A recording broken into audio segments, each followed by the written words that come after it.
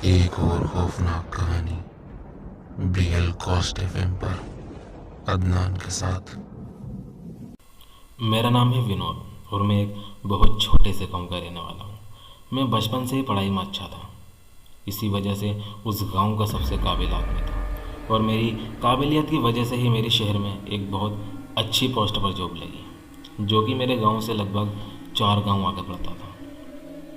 रोज़ की तरह उस दिन भी मैं अपने ऑफिस पहुंचा और अपने काम में बिजी हो गया। कुछ ही देर बाद मेरे फ़ोन पर एक कॉल आई, जो कि मेरे ऑफिस मैनेजर की थी और मुझे ऑफिस मैनेजर से पता चला कि आज ऑफिस में काम बहुत ज़्यादा है, यानी रात को पक्का लेट होना है। और फिर भी मैं अपने काम में बिज़ी हो गया और काम में बिज़ी होने की वजह से मैं टाइम देख ही नहीं पाया। कुछ टाइम बाद ही मेरी नज़र सामने घड़ी पर पड़ी तो रात के 2 बज रहे थे। लगभग मेरा काम भी कंप्लीट हो ही चुका था, इसलिए मैंने जल्दी से काम कंप्लीट किया और ऑफिस को ताला लगाकर अपनी कार में बैठ गया। और जिस रोड से मैं रोज़ जाता था, मैंने अपनी कार उसी रोड पर चलाई। उस रोड पर आज अजीब सी ही ठंड थी और कोहरा भी काफ़ी ज़्यादा था। थोड़ी दूर तक का तो दिखाई भी नहीं दे रहा था, बस जहाँ तक मेरी कार की लाइट थी मैं वहीं तक देख पा रहा था।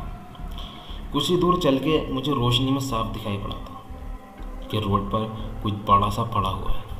मैं अपनी कार से उतरा, इधर उधर देखा और सामने एक पेड़ का बहुत बड़ा तना पड़ा था, जिसको मैं हिला भी नहीं सकता था। उसके बराबर में ही मुझे एक कच्चा रास्ता दिख रहा था, जो कि जंगल से होता हुआ जा रहा था। मुझे घर पहुंचना था, रात के 2 बजे थे, इसलिए मैंने अपनी कार उसी रास्ते पर रख दी।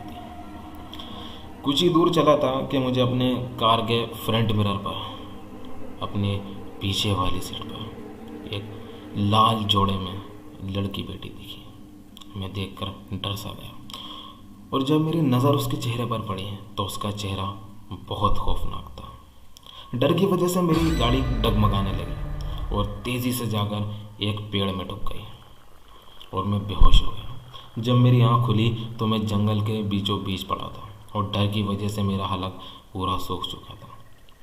मैं पानी के लिए उड़ा और इधर उधर देखा तो मेरी बाईं तरफ एक कुआं था।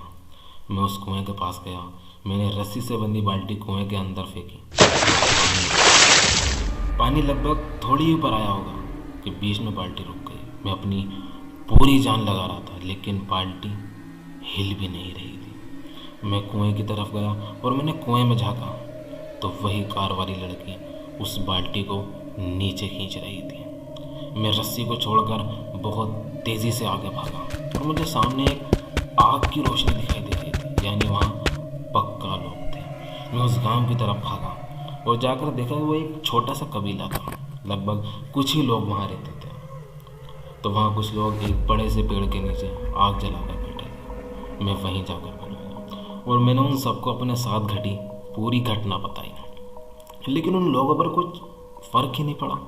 सब अपनी बातों में लगे हुए थे।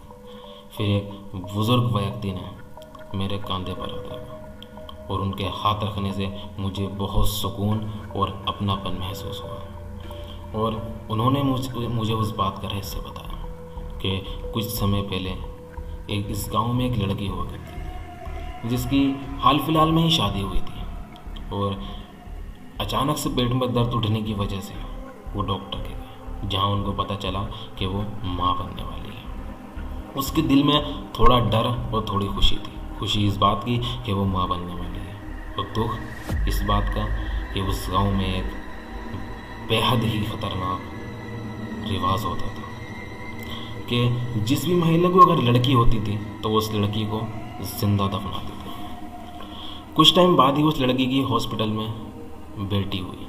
वो सारे गांव वाले डंडे लेकर उस हॉस्पिटल में पहुंचे और उसकी आंखों के सामने उसकी बेटी को जिंदा दफना दिया। ये सदमा उससे बर्दाश्त नहीं हुआ और वो कुएं में जा कूदी। कुएं में कूदने से पहले उसने गांव वालों से एक बात कही थी कि मैं बदला ज़रूर लूँगी। और उस दिन से उस गांव में आज तक जो भी गया कभी लौट कर नहीं आया। तुम बहुत नसीब वाले हो बेटा, जो वहाँ से बच के आए हो। इतना सुनकर मैं डर सा गया और उन बुज़ुर्ग आदमी ने मुझसे एक बात और कही कि जितनी जल्दी हो सके यहाँ से भाग जाओ और इतना सुनते ही मैं तेज़ी से आगे भागने लगा। क्योंकि थोड़ी आगे भागते ही मेरा पैर भी उस गड्ढे में जा गिरा और जब मेरी आँख खुली तो मैं अपने ऑफिस में था। यानी वो सब मेरा सपना था।